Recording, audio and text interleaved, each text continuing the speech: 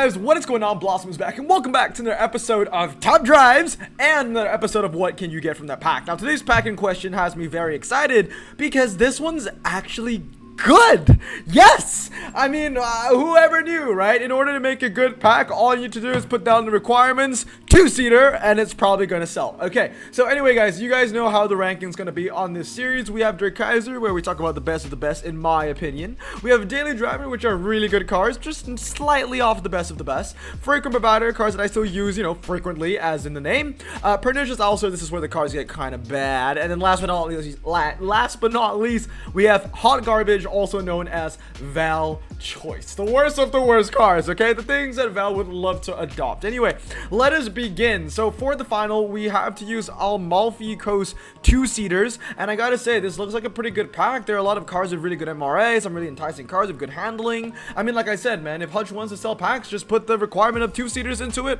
or slick tires, or off-road, and you'd be selling packs. So yeah, I'm just excited because this is the first time in, I think, 2 months we actually got what I think is a good requirement for a final, a fun requirement, a pack that is worthy of spending money on. Okay, so first of all, the A-Bar 500 R3T Daily Driver, straight off the bat. I mean, you're getting 91 handling when you max it out, 86 MRA, and that's really the main things that you want to take away from this. It's very strong in the handling department. It has off-road tires, and it has good MRA to boot. I'm really excited, and I really want this car in my garage. It's also very light, coming in at 1,080 kilograms, and I think the only reason why it isn't a higher RQ is because Hutch doesn't like low ground clearance cars for some reason. It was always the medium ground clearance cars that always get the RQ boosts, and the A-Bar 500 R3T obviously is low ground clearance, so that's why I think it's so cheap to use in RQ. Now, here's one thing I never understand, right? You make a car higher in RQ because it has medium ground clearance.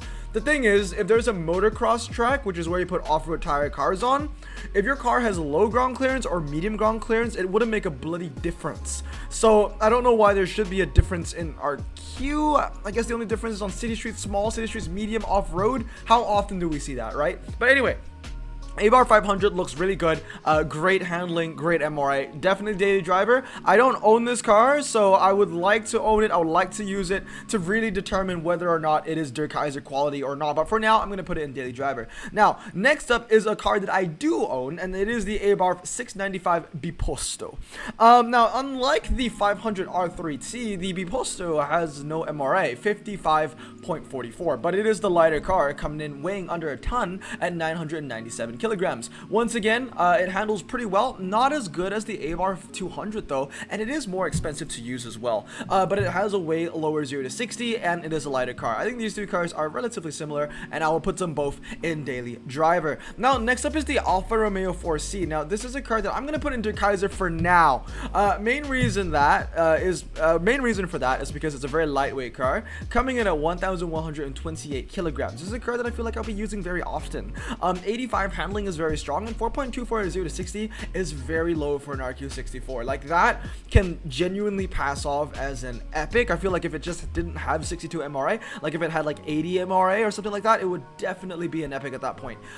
It's a very good car. Definitely a hybrid situation kind of thing, because obviously it doesn't have 88 handling, 89 handling, as a lot of ultra rares will have nowadays. But the 4C Spider definitely is your hybrid car, a car that I would probably like to use in convertible events, hairpin, twisty circuit, yada yada. But I'm really looking forward to it. I do have the 4C Spider. I haven't maxed out, haven't used it that often, mainly because I got it like 2 days ago, but it does look like a very competitive car. Anyway, next up I want to talk about is the Alfa Romeo Giulia TZ2. Now, once again, I'm gonna put this in Daily Driver, mainly because it is so ridiculously light and it handles really well. Now, the Alfa Giulia, I love how it looks. One of the most beautiful cars in the game, I would say, because it reminds me of a very beautiful car in the Ferrari 250 GTO, and I do believe that they do share the same chassis. But yeah, 630 kilograms, incredibly light, and it handles very well, and it's from the 60s, so it definitely has its niche. The main competitor for the Alfa Romeo Giulia would be the RQ52 TVR Griffith, where the Giulia beats everywhere. I mean, it's just superior handling on every account, and the Alpha is just a fantastic car. It does lose to the AC Cobra MK3 427 from PL 15, but of course that is a car that is 5 more RQ, you know, the AC that everybody seemed to get during the World Expo update. But yeah, it's a very strong car, very cheap RQ for its niche in the 60s. It handles well, it's very light. Definitely a car that I'm very excited to have. Now, next up is the Alfa Romeo Nuvola. Now, the Alfa Romeo Nuvola, not much to say about it. It's a very, like, decent car, I guess. Like, it's very average. Like, the handling is really good, right? The handling is really good. It has 4-wheel drive. It's not too heavy, it's not too light. MRA isn't good either, only 71, so not horrendous, but definitely not good. But the top speed is high, but that doesn't say anything when you have 71 MRA, and the 0 to 60 is weak. 6.0 for a 0 to 60 is very weak. The main thing that the Nuvola brings to the table is the fact that it is 4-wheel drive and that it handles pretty well. Now, moving on is the Fiat Abarth Prototipo. I mean, this is definitely going to be a new Blossom choice when I make out the new Blossom choice. The Abarth is basically the new Lancia, right? It handles ridiculously well. It is incredibly light, coming in at 750 kilograms stock. No MRA. I mean, 67 isn't very strong, doesn't have a top speed. Doesn't really matter though. This is your twisty off-roader. It's a very strong car, and to be completely honest, out of every Ultra from this pack, that is the one that I want the most, and I probably want 5 of them, to be honest, and I'll max all 5 of them as well. Next up is the Lancia Hyena. Now, the Lancia Hyena it has gotten out of or kicked out of the gates like flying. What's the analogy? Not analogy. What's the saying? Like, he's gone out the gates flying and kicking and then screaming. And I'm gonna put it in. I don't know.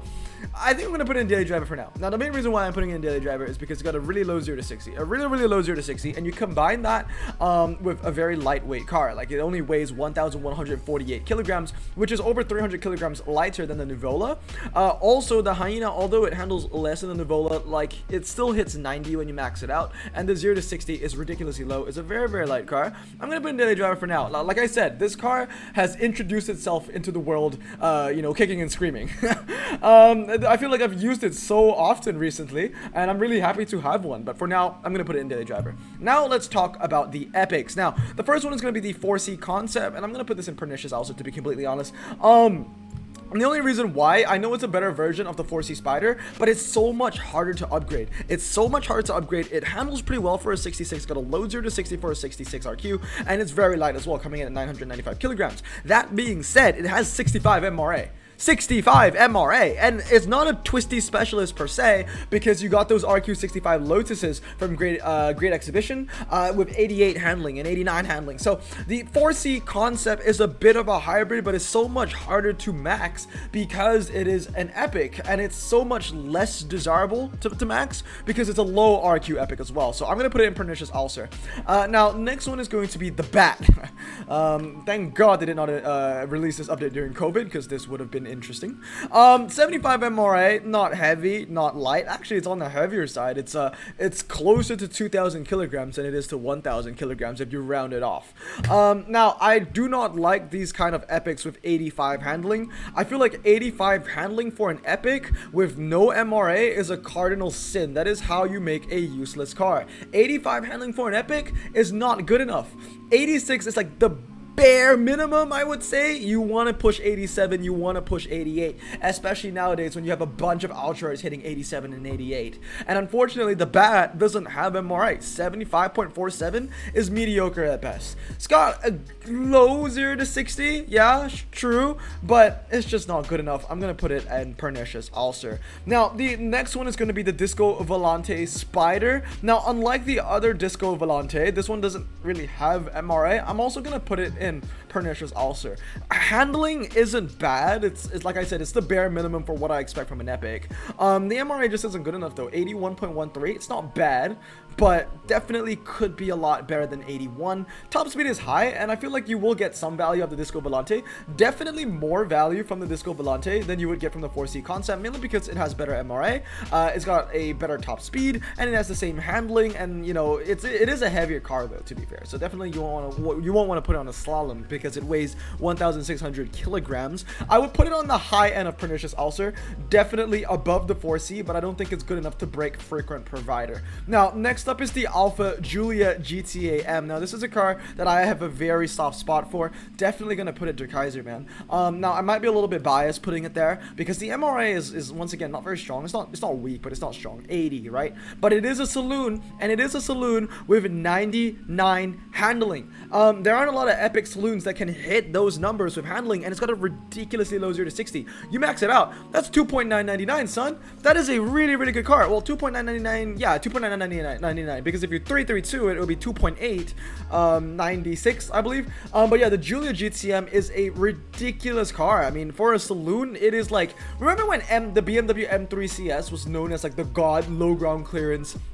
saloon? Yeah, that car has gone so far down the pecking order because obviously the Cadillac ATS-V came down from legendary, and that still is medium ground clearance, and now you have the cars like the Alpha Giulia GTA taking its place. So that is a really, really good car. Next one is going to be the Alpha TZ3 Stradale, and I'm also going to put this in Der Kaiser. It handles really well. Basically what this is, you know, the yellow Corvette Z06, same thing, right? Yellow Corvette Z06 has the same 0 to 60, has the same handling. The only difference the Alpha has over the Corvette is that this has 96 MRA and the Corvette has about like 82 or something like that. So yeah, really great all-rounder for sure in that Alpha. Okay, next up is, I actually really want to, I've not done the Blossom Choice yet. I want to see how well this Stradale competes with the Orange Celine from update 15.0. I think it'll be pretty damn close. All right, next up, the Alfa Romeo Issima, whatever it is called. It's the car from Switzerland.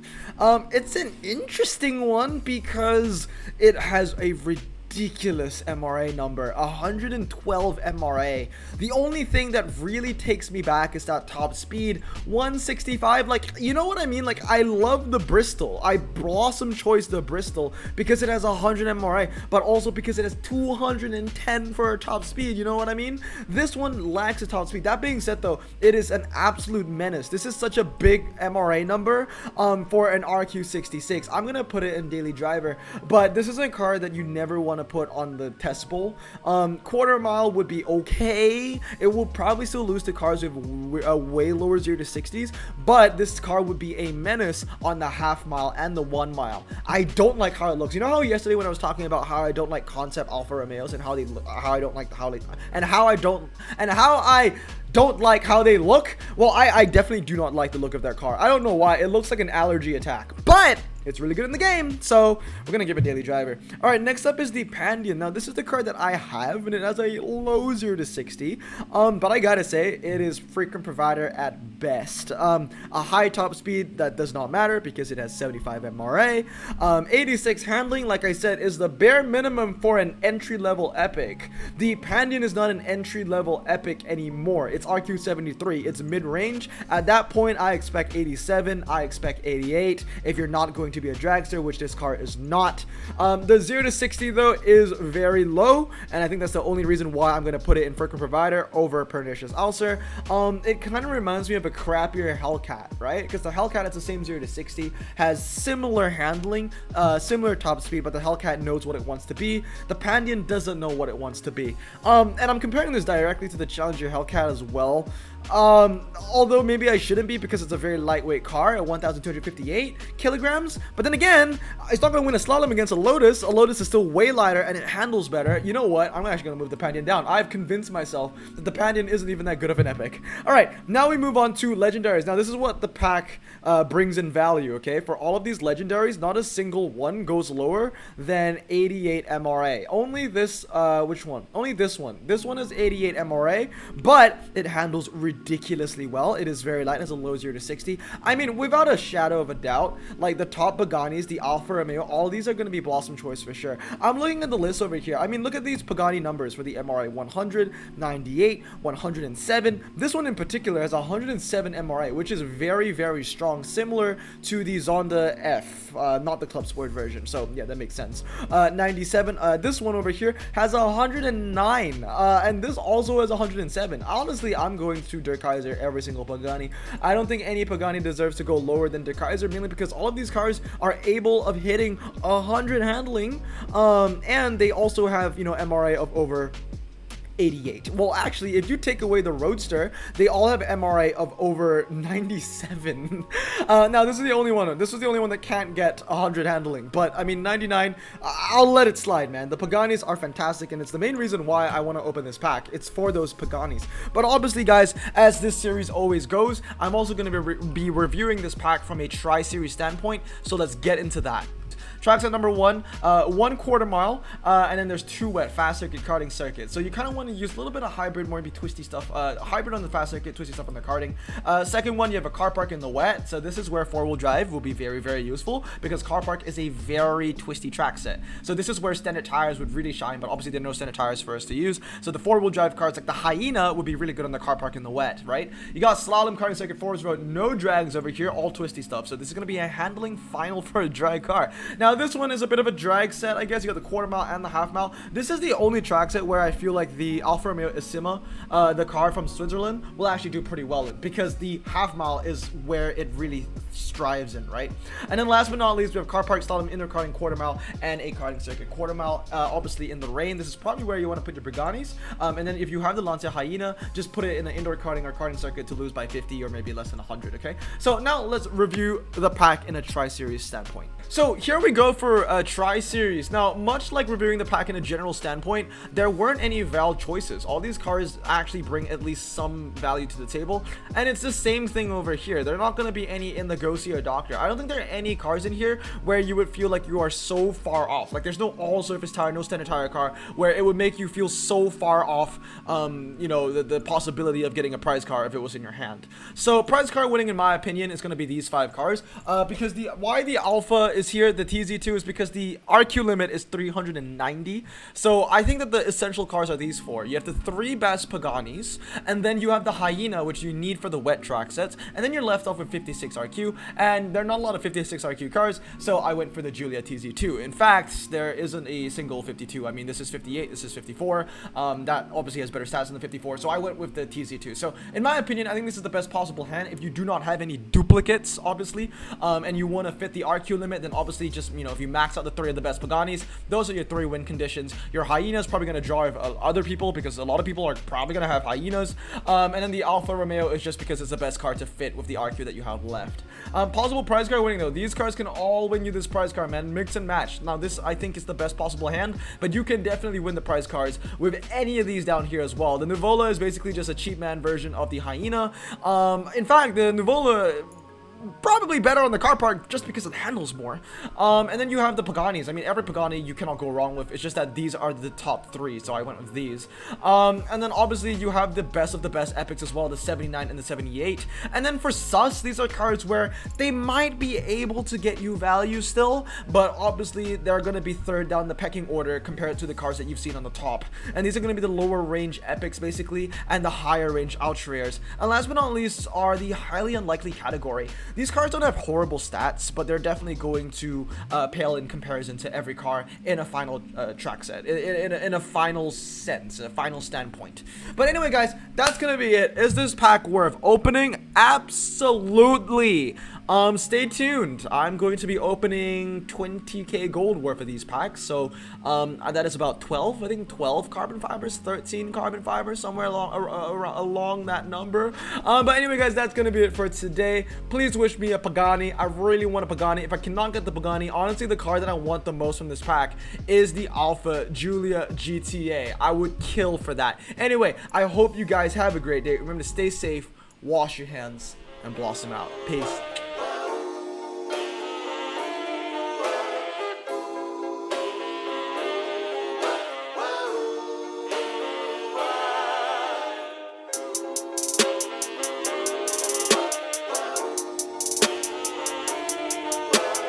Bro, this song just makes me so happy. Me too. Imagine being Asian in the 50s, looking nifty, leather jacket, looking sleek, look like Presley, look so deadly. Got a jukebox back at home, feeling jazzy, turn it on and play it slow, like the movies with the ladies. They so fine. Imagine being Asian in the 50s, looking nifty, leather jacket, looking sleek, look like Presley, look so deadly. Got a jukebox back at home, feeling jazzy, turn it on and play it slow, like the movies with the ladies. They so fine. Sit back, Relax in my Bonneville,